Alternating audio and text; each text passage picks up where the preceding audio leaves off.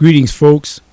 My name is Theodore McClendon, and in case you're wondering who put out that video, The World's Prettiest Bassline, it's yours truly. It's me. I put that out there 16 years ago now. And the reason I put it out there, which you probably really want to know, is because I have loved that bass line ever since I was 12 years old in 1970 when that song came out by the world's famous Jackson 5. We knew that song was special when I was a youngster. The way it grooved, it came from the song that Smokey Robinson had on his album by the same title, Darling Dear, maybe a year or so earlier. Smokey had it as a slow jam, a really pretty ballad, and in the Jackson's version was a sped up ballad, yet it still had the feel of a slow jam because it was really, really beautiful. It caught our attention as youngsters because it was a cut above, friends, a cut above. We knew Jermaine Jackson was a great bass player because we saw them live, and we knew Jermaine could play a pretty mean bass. But that particular recording was by James Jamerson, the one that was on the album entitled The Third Album by the Jackson 5. We thoroughly enjoyed the album. We thoroughly enjoyed James Jamerson's work on that particular song. It's special. It will live forever in the pantheon of great bass lines. Well, it should, because frankly, James Jamerson is the inventor of the actual bass line, the counter melody within the bass figure that underlies the singing and the orchestration. James Jamerson was a master of that. So I hope you enjoy. Let me go on to say this, though, folks. A friend of mine, I'm going to give a shout out to two very special individuals. First of all, a friend of mine that I've known ever since first grade. His name is Ray Young. Shouting him out. What's up, bruh? Brought to my attention that someone had quoted my post about the world's prettiest bass line. I said, what? He sent me an email showing this man's post. So I'd like to thank Ray Young for bringing that to my attention. I'd also like to thank Dave Murray for actually putting a piece of my video into his video as he explained Darling Dear, using it as a lesson on his own bass. So shout out to Dave Murray. Appreciate that. But upcoming is the actual interview he did with me.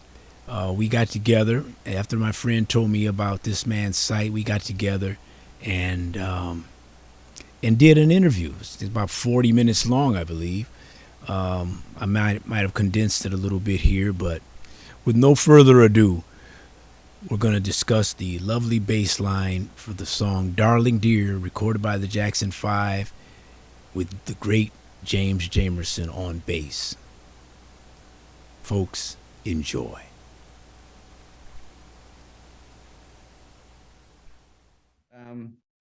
Thanks for posting that video, I guess. Originally, it's quite my pleasure. You know, that song means a lot to a lot of us. Indeed. But you picked it up. You had the insight to pick it up, and it meant something to you. And so that's very important. That's key here. Yeah. I was kind of obsessed with it for a long time. I think a lot of them views were from me. Yeah. Now, what's your age cohort? What age group are you in? Generation X? I guess I'm 41, so I think I'm on the border of Generation X and millennials. Right. Okay. I just wanted to get a gauge on that. Yeah. So it speaks a lot of you to reach back like that. I'm a baby boomer, late cool. Baby boomer, late 50s, and cool. Born in the late 50s. And so I remember those times, the Motown times, very, very well. It's vivid in my mind. I just love that. Going back and listening to all those records, it's something that we're kind of missing, I think. Yeah. But music. I applaud your generation, especially the millennials, because they're seeing the value of it, and they're kind of getting fed up with the manufactured music and the auto tune and all of that. And so there is a renaissance, coming back for old school music. Yeah, I'd welcome that. Absolutely. Indeed. That's great. Indeed. So what's your kind of original motivation to post the video? In the very beginning, it's just from love. That whole period in life, these are my formative years. And that whole period of life was a mixture of a lot of tumult in the United States, as well as a lot of joy and beauty and freedom at the same time, right? It was very restrictive, intolerant, but at the same time, there was an awakening happening in the 60s. And Motown was a part of that sort of dawning. So when we started listening to Motown music, we always knew that there's something different about this music. I mean, it has a lot of the pop signatures that other companies had.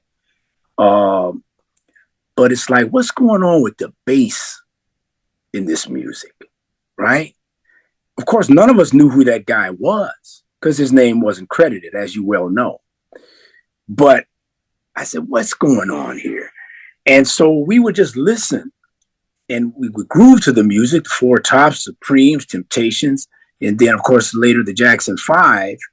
But there seemed to be a constant thread throughout. And generally, for about 80% of the songs, it was James Jamerson.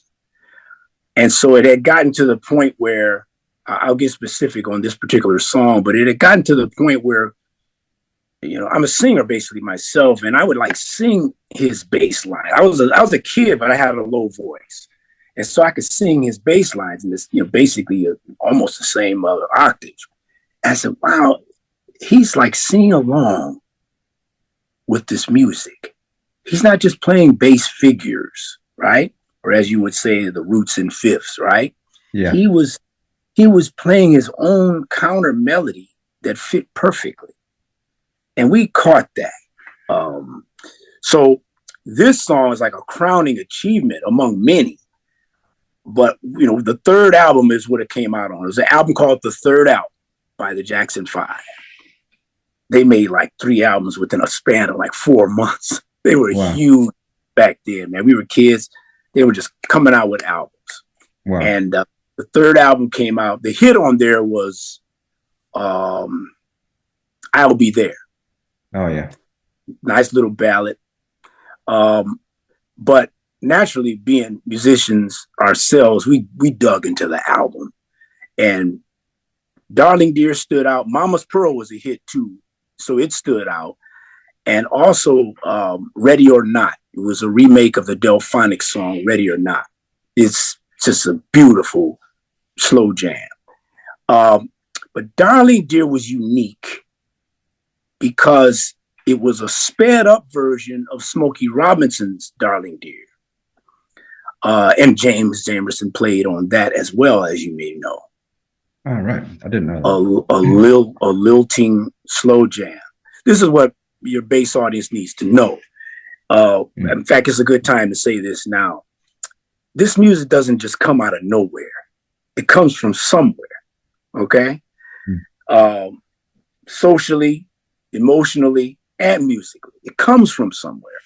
And so the original Darling Dear, and you can go back and listen to it or put it on your site, it sort of sang along too with Smokey, but in a more laid back kind of way. So he's more upfront on the Jackson's version of Darling Dear, because of course they called what the Jackson 5 did Bubblegum Soul. That was the name of they kind of branded the music Bubblegum, even though really it was soul music.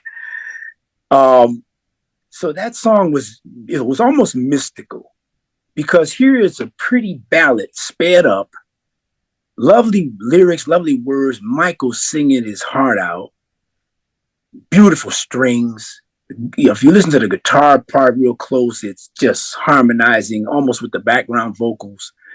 It was enchanting. And it has stuck with me since then, since 1970. I probably have played it at least once a month ever since then. So Wow. count the years. Yeah. Mm-hmm. Yeah. Wow. So that's the inspiration, just the sheer beauty of it, man. Yeah. It is. It's. I mean, every time I did a transcription of the bass line, just because I was really interested in. I just like analyzing music and stuff like that. And it's just like nothing else. There's nobody's came before or since that can do that. Yeah. And yeah. It's I've analyzed a lot of bass players, and you can kind of see people trying to mimic it, but there's something very special about it. It's hard to quantify. Well, let's stay on that point then, because I noticed it too, especially after I put that video out 16 years ago. Gradually, the bass contingent, people out there that love bass and play bass, started to pick up on that video.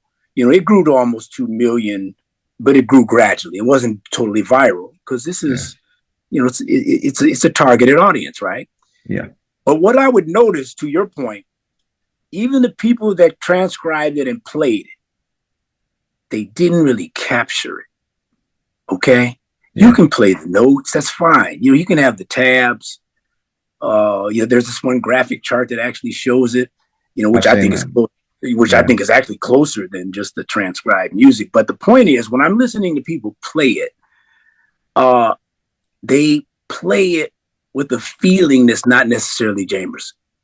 They play it like a student, which is fine, but that's not Jamerson. Yeah. Yeah. What do you think it is that he's got or he had? Well, it's a composite of things. First of all, we all know about the musicality. He studied upright bass. He studied piano as a child, then upright bass as a jazz guy, you know, hanging with the Cats. That was that's how they found him. He was with the Cats playing jazz. He wasn't playing pop or soul, man. He was playing jazz. Yeah. So that's one part of it. And that's the part that's easily understood. That's the left brain aspect of it. Okay. He learned his chops through jazz. But the other side of it is life experience. The Black American experience, to be sure. It's unique throughout the world, really. I mean, everybody has their struggles. Everybody has their unique. There's a zeitgeist that surrounds them as they grow up. But to be an African American is something that is so wondrous, beautiful, confounding, and dismal at the same time. That's what it is. Right. He brought that to his sound, you see. Yeah. He brought that. And I think that's the difference. And since he was so well trained in jazz, these pop songs were a piece of cake. So he would bring some jazz sensibilities, understanding chord structure. He would bring that and say, okay, I can do this with this A major 7 within that chord. I can play with this. You see, he knew it. He learned it, as I mentioned, the way probably others learn, but then he took it and made it his own. And so he knew exactly what to do inside of a chord framework. I think that's the difference. And I think he was listening to more of the band too than a lot of musicians. Yeah. He seemed to weave in and out with the melody, with the vocal melody. It kind of seemed to work in tandem with it, which is indeed quite unique. Absolutely. Yeah. Absolutely. So that's the thing that caught us in. And that's just one song of many. And the other ones that they mentioned, the common ones like What I Was Made to Love Her and What's Going On and Heard It Through the Grapevine and some of those 4 top songs, Bernadette, etc. You know, those. But see, we listened to even the deeper album cuts he was playing. You know, for instance, a real hit in our community was Doggone Right by Smokey Robinson. And the way that, and Baby Baby Don't Cry by Smokey Robinson. I put that post up. I think I called it The Definition of a Slow Jam or something like that. I'm making a note of these as you talk. Baby Baby Don't Cry. Yeah. The beauty of the way he played with Smokey was Smokey had a go-to rhythm player. His name was Marv Tarplin. Okay. That was Smokey's guy. In fact, he was on some of their album covers, the guitar player. Because, for instance, he's the one with the Tracks of My Tears intro. That's Marv Tarplin.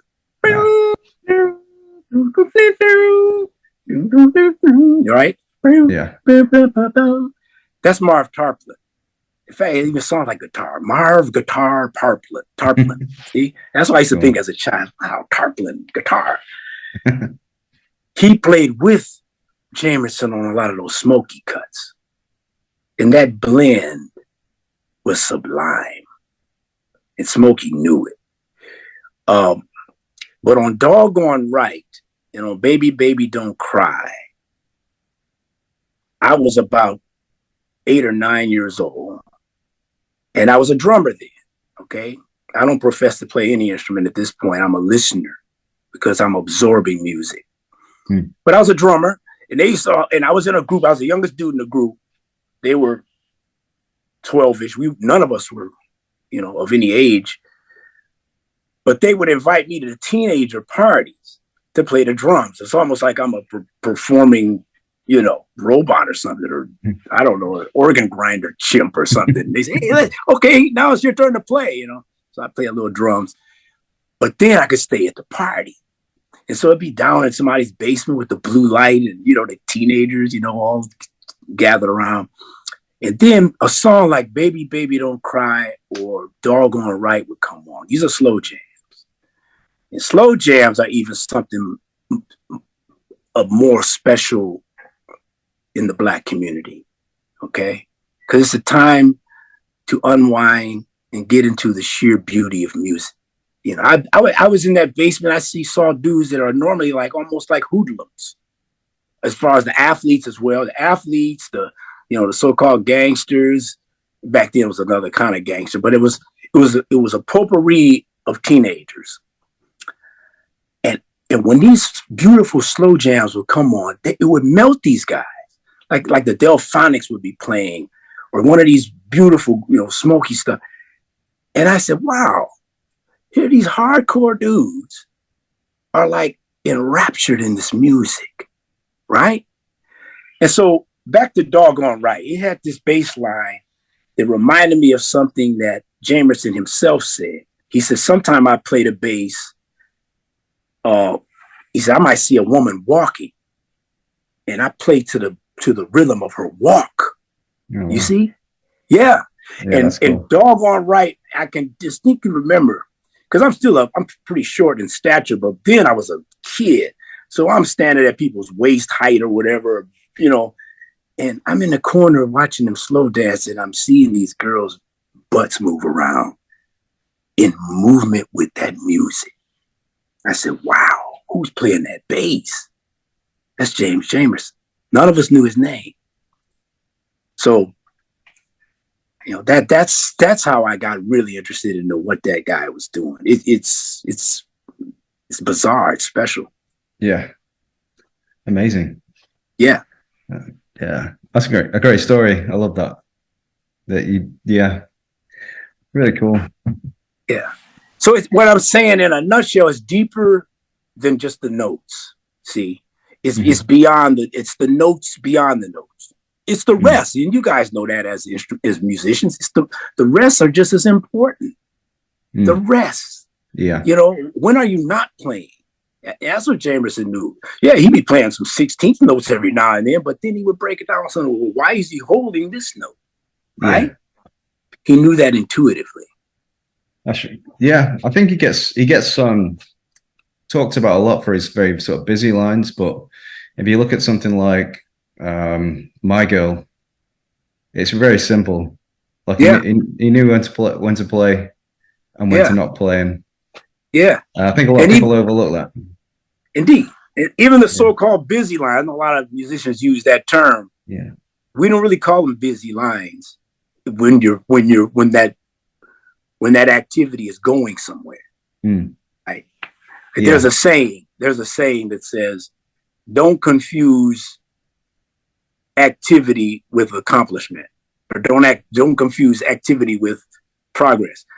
Right. If you're gonna do an activity, make sure it's going somewhere. He's not just noodling, right?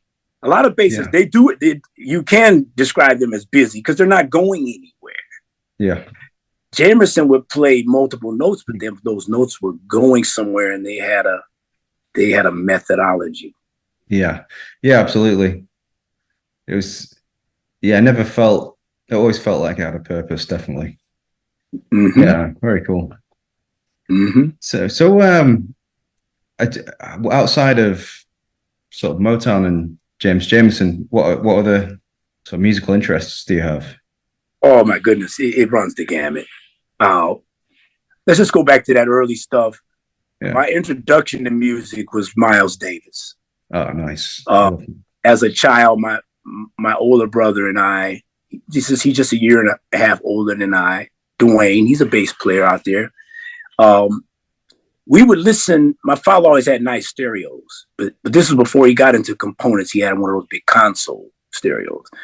And the Miles Davis Milestone album came out with him on the cover. It's like a green shirt or a green background, had his horn.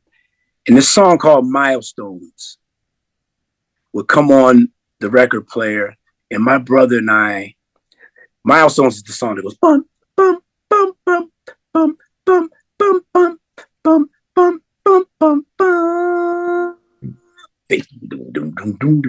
Anyway, my brother and I would always ask my father, play bop, bop, bop, bop again, Daddy.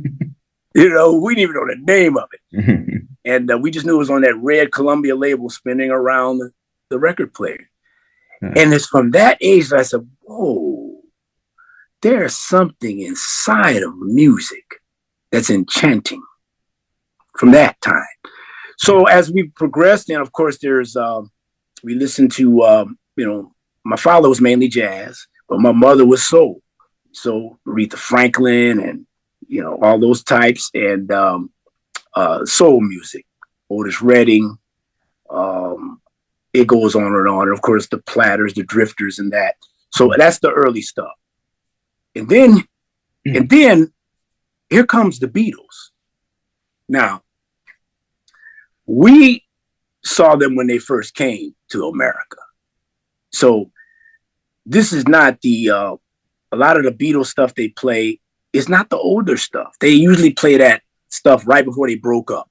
When they started to get real inventive, they would explore, they had the guru and all that behind them. They would meditate. In the music got kind of spaced out. But we dug them in their early simple days because it was almost like a guitar lesson with the Beatles. They were almost telegraphing the chords they were playing, which led the same brother I'm talking about, Dwayne, and I to go take music lessons, along with our other friend who actually is a pretty prominent Chicago fusion bassist. His name is Frank Russell. So Frank Russell, Dwayne McClendon, and myself, Theodore McClendon, went to take music lessons based on how we love the Beatles, the Temptations, Motown, and our father's jazz. Nice. So that's the very early inception of where I got into music. But then it branched off into all areas because, my dad would listen to easy listening. He would listen to classical. And so we soaked all that in. We soaked it in. And then classic rock was a big thing with us. We dug the classic rock players, which weren't called classic rock then. They were just the Cats, right? Yeah. I mean, and, so that's, it runs the gamut. It runs the gamut. I listen to everything. Yeah, that's cool. Yeah, me too. Yeah. I really enjoy going back and listening to like the older stuff. Like you mentioned, Miles Davis. Yeah, He's somebody else who I feel you can tell it's him playing without knowing it's him playing. Similar to Jamerson. And it's sort of thing, again, it's hard to pin down what that is, but well, that's important. Well, let me help you with that. Let me help you with that. Excuse me for interrupting. No, it's good. It's good. One good way to go down this avenue, if you really want to go down the rabbit hole of what makes a person sound like themselves, just binge watch some of Carlos Santana's rants. When he just goes on and just starts talking, he will explain it all to you. Okay.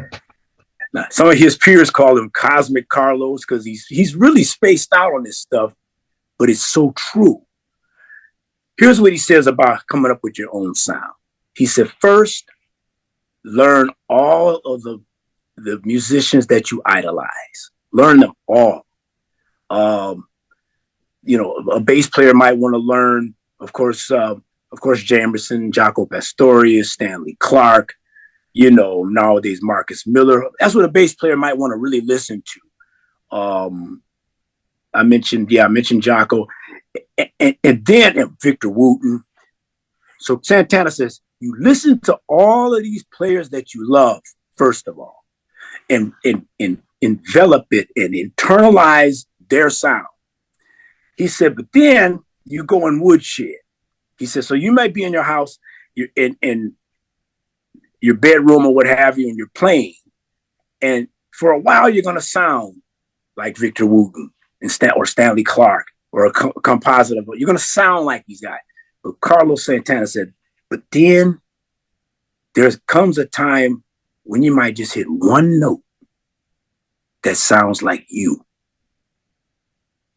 He said, that's when you become a real musician, because you have found you.